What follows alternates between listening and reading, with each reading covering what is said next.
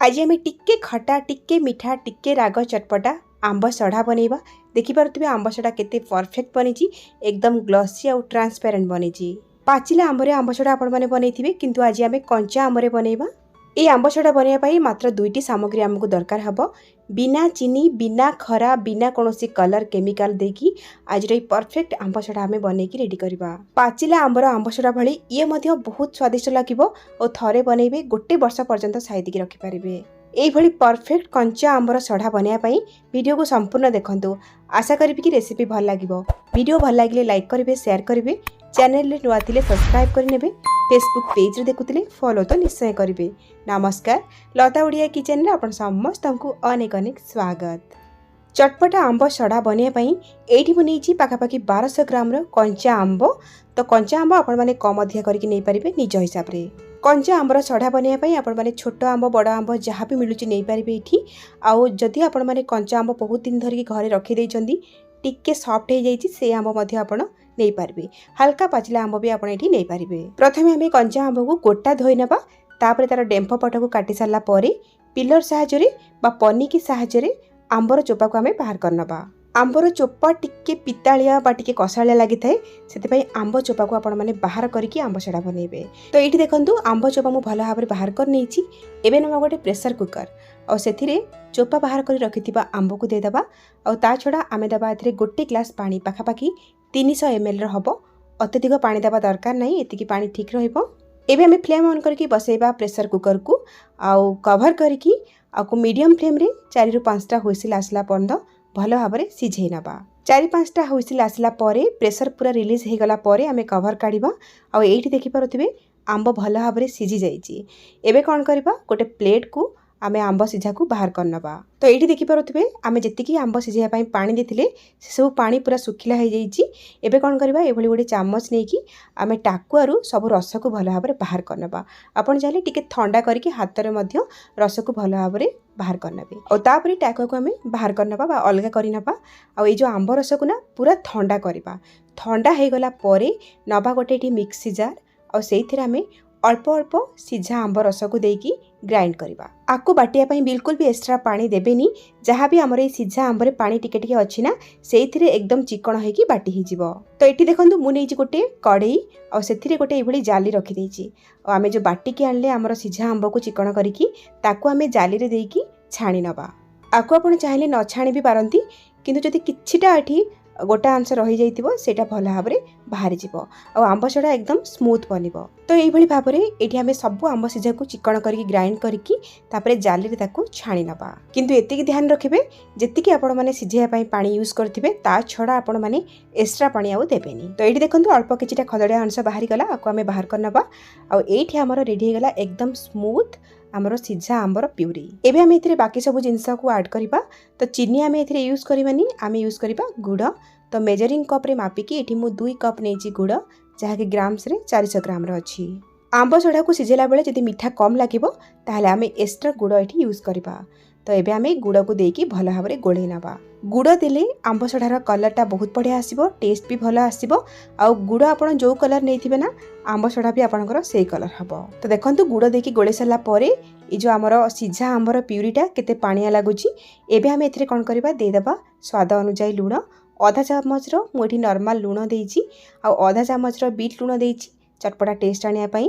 ता सहित राग पई एठी मु गोटे छोट चामच देइची लंका गुंड आपण माने कम मध्य करके नै परिबे। आंब सढ़ा रे चटपटा टेस्ट आनिया पई आमे एठी आधा चामच रो चाट मसला बा आमचूर पाउडर दबा। ता सहित आमे दे दबा एठी गोटे छोट चामच भजा जीरा गुंड भलो टेस्ट आसीबो। एतिकी जिंस देकी प्रथमे आमे भलो भाबरे गोळेई नबा। प्रथमे एई भली भाबरे सब जिंस को देकी आमे गोळेई नबा। तापरे आकु आमे चुली रे बसेबा। एमिति कले कोन हबो आंब सढ़ा बनैया पई आपनको सहज लागिबो। तो एडी देखंतु फ्लेम ऑन करके मुठी हमर कड़े को बसई देइची और फ्लेम को लो टू मीडियम रे रखिची। बिल्कुल भी फ्लेम को हाई करिवेनी। सेमति कले कोन हबो आंब सढ़ा आपनकर कोन हबो फुटी फुटी बाहर को छिटकिबो। ता सहित कड़े रो तळे आंब सढ़ा लागि जिवो। आ गोटे कथा हला आंब सढ़ा को सिझिया पई मोटा बा भारी कड़े नियंतु जोथि पई कि आंब रस कड़े रे लागिबोनी बा पोड़ीबोनी। तो फ्लेम को लो टू मीडियम करके ए भली कंटिन्यूअसली मिक्स करी करी आकु हमें सिझेई नबा 8 रु 10 मिनिट पाई। जेते जेते ए आंब रसटा सिझी सिझी जिवो आउ ये कौन हम गाढ़ा आउ ट्रांसपेरेंट हो देखो ये गुड़ पूरा मेल्ट हो गलानी। एबे कौन करबा ए स्टेज रे आमे टिके चाखी नबा। जदि मीठा कम लागिबा आमे एक्स्ट्रा गुड़ ऐड करबा। मीठाटा निज हिसाब रे रखिबे। आंब केते खटा केते मीठा अछि देखिकी गुड़ पकेबे। आ गुड़ को टिके गुंड करके पकेबे जोथि पई कि ये जल्दी मिक्स हो पारिबो। तो एठी मो पछरे आउ गोटे कप गुड़ ऐड करछि जहा कि ग्राम्स रे 200 ग्राम रहबो। टोटल 1200 ग्राम आंब पाई मु एठी 600 ग्राम गुड़ यूज करछि। बिल्कुल भी फ्लेम को हाई न करिकी लो टू मीडियम रे रखिकी ए भली कंटिन्यूअसली मिक्स करी आमे आको सिझेबा। आ एपटे आमे आगुआ टिके रेडी करनबा जोथरे आमे आंब सड़ा को सुखेबा। तो ये देखो मु नहीं स्टील रो बड़ थाली और से हल्का टिके तेल को लगे नौ जो कि आंब सड़ा सुखिला परे अति सहजरे बाहरी आसीबो। तो ये आमर आंब सीझा फुटिबार हो गलानी 8 ରୁ 10 मिनिट। देखि पारुथिबे केते बड़ बड़ बबल्स आछी। ता छड़ा कलर देखंतु केते गाढ़ा हो जाइछि और ता सहित देखंतु यह केते ट्रांसपेरेंट लागुछि बा गोटे ग्लेज सेथिरु आछी। एमिति हेले जानिबे एटा परफेक्ट हे गला। आठू अधिका गाढ़ा करबा दरकार नहीं। एटा एकदम परफेक्ट अच्छी कंसिस्टेंसी देखि नियंतु। ना बेसी मोटा अच्छी ना बेसी पतला अच्छी एकदम परफेक्ट। एबे आमे गैस रो फ्लेम को एठी ऑफ करनबा। आंब सड़ा को बहुत दिन पर्यंत स्टोर करिया पई आमे एठी यूज करबा विनेगार। आपण चाहिले विनेगार न देकी मध्ये आंब सड़ा बनै परिबे किंतु विनेगार देले आंब सड़ार सेल्फ लाइफ टिके बढ़ी जिवो। मुझे गोटे बड़ा चामच विनेगार दे दूची। गैस को ऑफ कला परे आपण माने लास्ट रे पूरा विनेगार देबे। तो विनेगार देकी भल भाव में गोले नबा।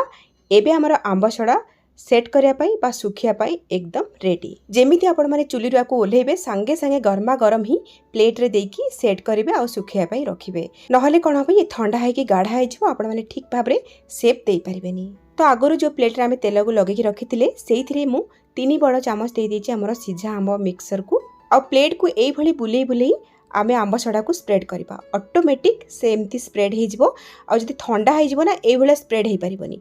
तो गरमा गरम आपण माने आकु एई भली प्लेट रे देकी स्प्रेड करिवे। आंब सड़ा आपण माने केते मोटा पतला बनेबे सेही हिसाब रे आपण माने सिझा आंब मिक्स को प्लेट रे देकी स्प्रेड करिवे। जदि सेट करू करू आपनकर आंब मिक्सरटा ठंडा हो जिवो बहलिया हो जिवो आपण माने एई भली चामच रे आकु सेट करि परिबे शेप देकी। नाही तो आउ टिके आंब सड़ा को गरम कर देबे से टिके पतला हो जिवो तापरे आपण माने प्लेट रे देकी सेट करिवे। तो ये देखो जो आंब सड़ा को आम चामच रे स्प्रेड करथिले से टिके ऊपरटा रफ बनिबो चिकन बनिबनी। आ जो आंब सड़ा को आम ऑटोमेटिक स्प्रेड करथिले ना से ऊपरटा स्मूथ आ चिकन बनिबो। तो मु जेतिकी आंब नेइथिली सेतिरे 6टा प्लेट रे मु आंब सड़ा बनैछि देखि परथिबे एठी। आ आंब सड़ा को सेट कर साला परे एई भली पंखा तळे 2 दिन पर्यंत आमे आकु सुखै नबा। बहुत भल भाव में सुखी जीवो। आ जदि खरे सुखेबे गोटे दिन रे भल भाव में सुखी जीवो। आ खरे सुखौथिले ये आंब सड़ा प्लेट उपरे जेकोसी पतला कपड़ा ना तो जाली देकी सुखेबे जोथि पई कि धूली आ ऊपर पड़िबनी। तो एठी 2 दिन पूरा पंखा तले सुखिला परे मु आपनको देखौछि बहुत भल भाव में ये आंब सड़ा आमर सुखी जाइछि। आ देखंतु केते बढ़िया ग्लेज करछि आ कलर भी देखंतु केते बढ़िया आछि। तो आंब सड़ा को प्लेट रू बाहर करिया पई हल्का रे आमे चारि साइड रू छुरी रे टिक्के बाहर करनबा। आ ये अति सहजरे बाहरी आसीबो। तो देखंतु केते परफेक्ट एठी आंब सड़ा बनिछि। एते ट्रांसपेरेंट बनिछि कि हाथ पापुली भी आपनको ऊपर को देखाउछि देखंतु। और आंब सड़ा ना बेसी मोटा बनिछि ना बेसी पतला बनिछि एकदम परफेक्ट अछि यार थिकनेस। और आपण माने आको निज हिसाब रे शेप और साइज रे काटी परिबे। आपण चाहिले आको स्क्वायर पीसेस रे काटी परिबे नाही तो एई भली भाव रे रोल करी करी मध्ये आको रखी पारिबे शेप देकी बहुत बढ़िया लागिबो खाइबा पई। कंचा आंब सरिया पूर्व आपण माने निश्चय एमिति आंब सड़ा बनातु वर्षे पर्यंत साइति के रखी पारिबे। एथिरे आमे विनेगार देइचे तो आंब सड़ा जल्दी खराब हबोनी गोटे वर्ष पर्यंत आराम से रही जिवो।